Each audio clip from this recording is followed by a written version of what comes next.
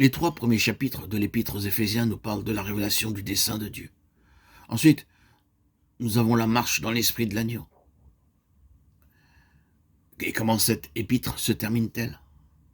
Marie, que chacun aime sa femme comme Christ a aimé l'Église et s'est livré lui-même pour elle afin de la sanctifier en la purifiant et en la lavant par l'eau de la parole, pour faire paraître devant lui cette Église glorieuse sans tache ni ride, ni rien de semblable. Les noces de l'agneau sont arrivées.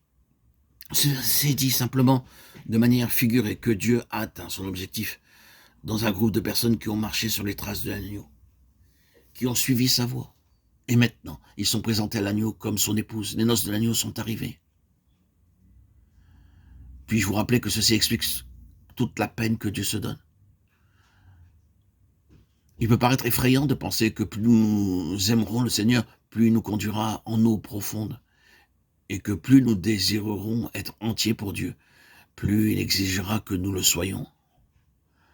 C'est ainsi, c'est un fait. Dieu se donne un mal infini pour façonner ceux dont le cœur est vraiment décidé à le suivre. Il ne leur épargne rien. Il travaille en profondeur et sans relâche. Dieu saisit l'occasion quand nous prétendons que nous voulons être tout à lui.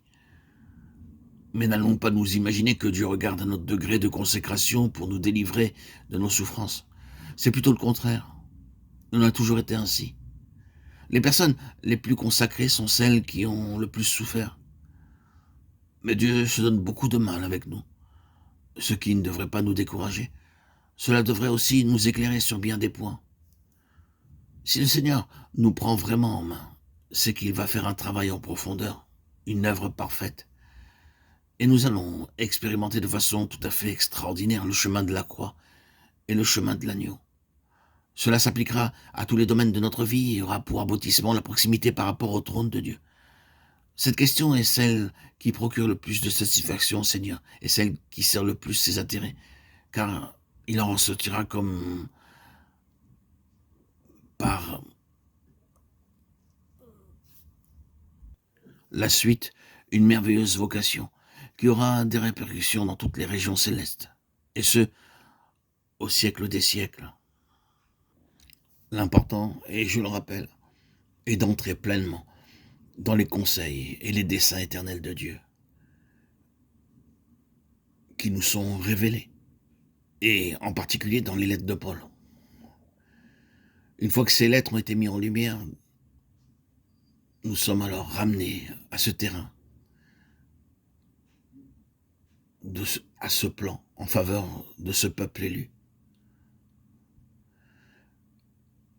Et nous marchons d'une manière digne de la vocation qui nous a été adressée en toute humilité et douceur avec patience, nous supportant les uns les autres avec amour.